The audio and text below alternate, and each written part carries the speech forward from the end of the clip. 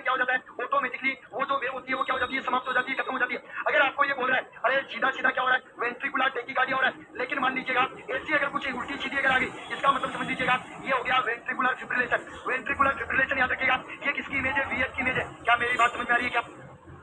क्या मेरी बात समझ में आ रही है? क्या ये क्या है, वेंट्रिकुलर फिब्रिलेशन है।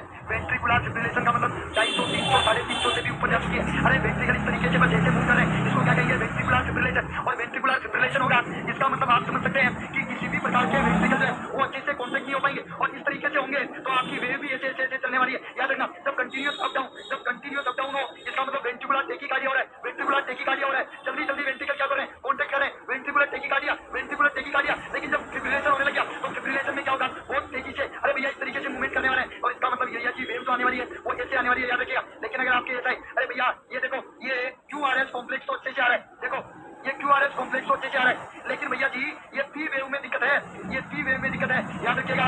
इसका मतलब ये क्या हुआ है, ये एट्रियल एट्रियल फ्लटर है। बोलो क्या है ये, क्या बोलो, एट्रियल फ्लटर। मतलब दिक्कत कहां पर है, अरे वेंट्रिकल तो सही कर रहे हैं बेचारे, वेंट्रिकल तो अपना काम क्या कर रहे हैं, सही कर रहे हैं, लेकिन बीच में कौन आ गया, अरे बीच में एट्रिया, एट्रिया फड़फड़ा रहे हैं, और एट्रिया एट्रियम जब फड़फड़ाता है तो आपकी पी वेव जो होती है वो पी वेव एबनॉर्मल आने लगती है, याद रखिएगा। तो इसको कहते हैं एट्रियल फ्लटर। और अगर आपके मैंने कहा कि जब फिब्रिलेशन होगा तो बहुत तेजी से ये पी वेव आने लगेगी, ये देखो ये फिब्रिलेशन, इसको कहेंगे एट्रियल फिब्रिलेशन।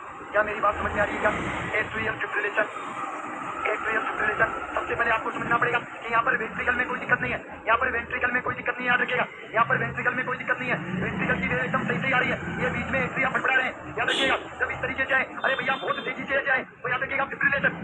ये देखो ये वेंट्रिकुलर फिब्रिलेशन देख लो, ये टेकिकार्डिया देखो, ये टेकिकार्डिया देखो, क्या कर दोगे, क्या ये चारों की चारों इमेज कंप्लीट हो जाएगी, क्या बोलो, हाँ डीप सा से